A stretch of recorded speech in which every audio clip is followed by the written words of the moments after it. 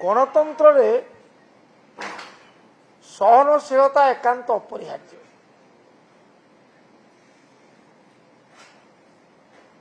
सरकारी दलर असहिष्णुता आज सबु कालर सीमा टपी जहां नहीं आज विधानसभा झड़ सृष्टि एवं विजु जनता दल कांग्रेस दल उभय मिसी सरकार ठारू आज कैफत तलब कर सरकार पाखे दाबी कर विरोधी दल एकाठी होती एवं समस्त स्वर गोटे दाबी कर दाबी है जे मिथ्या जो मोकद्दमा करा जाइछि ताको प्रत्याहार करो। आपण माने अवगत प्रत्येक क्रियार गोटे प्रतिक्रिया अच्छी। रेवेन्सा विश्वविद्यालय नामकरण विश्वविद्यालय नाम परिवर्तन को नहीं आपण वितर्क आह्वान कले ये क्रिया प्रतिक्रिया स्वरूप विभिन्न महल मत आसिला। विशेषकर छात्र छात्री महल रेवेन्सा विश्वविद्यालय अध्ययनरत छात्र छात्री महल बुद्धिजीवी महल चिंताशील व्यक्ति महल एवं नागरिक समाज महल प्रतिक्रिया सृष्टि है। किए तांकर अभिमत रखिले आउ किए प्रतिवाद करिबा पय रास्ता को गले। बीजेडी तरफ आमे आमर मत अति स्पष्ट मत गुहारि रखिलु। तो प्रसंग होउची जे आमर प्रतिवाद रे साधारण लोक जिते प्रतिवाद करने को आगे आसिले सेतेबेले सेई रेवेन्सा विश्वविद्यालय 3 जन छात्र श्रीयुक्त ओमकेश राय जी होचंदी मान्यवर विधायक चांदवाली विधानसभा निर्वाचन मंडली क्रमागत निरवच्छिन्न भाव में तृतीय थर पर आज गृह प्रतिनिधित्व करुछंती। श्रीयुक्त लेनिन महांती विजु जनता दलर जे मुख्यपात्र भाव में दायित्व निर्वाह करुछंती एवं आउ जने बंधु श्रीयुक्त बबिखा तांको नारे गोटे एफआईआर दिगला एवं से एफआईआर को मालगोदाम थाना दरज दरज करी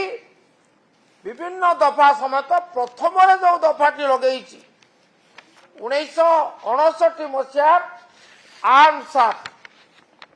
27 धारा से लगे। बर्तमान आप जदि से एफआईआर को देखिए से एफआईआर को देखिले पढ़िले गोटे थर पढ़िले a casual reading of the FIR will lead to the conclusion that यह मिथ्या यह मनगढ़ा एवं यह राजनैतिक उद्देश्य प्रणोदित प्रतिहिंसा परायण राजनीतिर यह हूँ गोटे निच्छक प्रतिफलन। एफआईआर अभियोगकारी अभियोग करिसंती मु पढ़ी शुणई दउची जोड़िए धाड़ी से कहिसंती आसामी माने विभिन्न प्रकार मारणास्त्र धरी आम मान को आक्रमण करबा पई गोड़ाइबा फल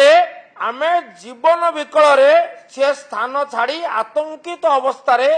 वर्तमान कैंपस हॉस्टल अच्छु से दौड़ी पलैले ये मारणास्त्र धरी गोड़ेले से पलैले अभियोग तार पर अभियोग होउची गोटे धाड़ी परे तृतीय धाड़ी तापर लिखुचंती आसामी माने सेठारे आतंक राज खेलाई हाथ में धरी एक बंदूक मोर मुंडरे लगाई जीवन रे मारी देबा पई धमक दो आपण तो छाड़ी पळेले पुणी आपण को मुंडरे तार परवर्ती समय रे बंदूक लगाले किपरि या मिथ्या नुहे आउ कौन या कपल कल्पित नुहे आउ कौन ये हीन राजनीति नुहे आउ कौन द्वितीय कथा होउछि विचार करिवे ओडिशावासी द्वितीय कथा होउछि आरंभरु शेष पर्यंत पुलिस उपस्थित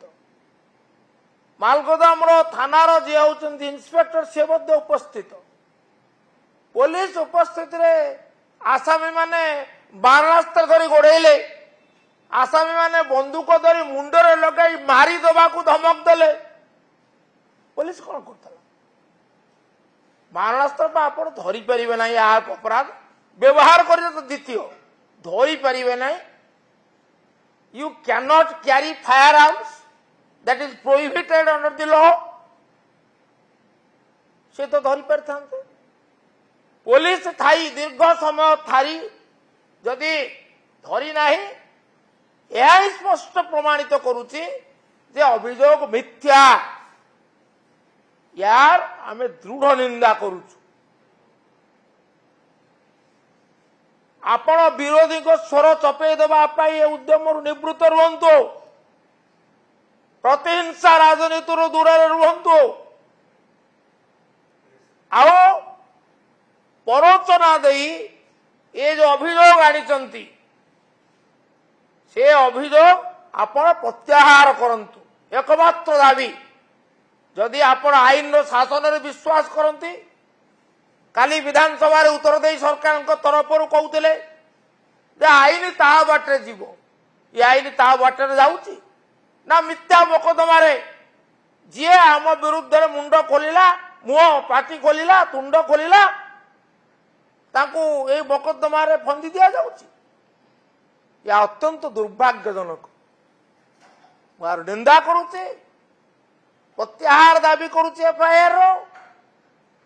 एवं ता सहित आउ एक दाबी करुची जो वितर्क को आह्वान करिसंती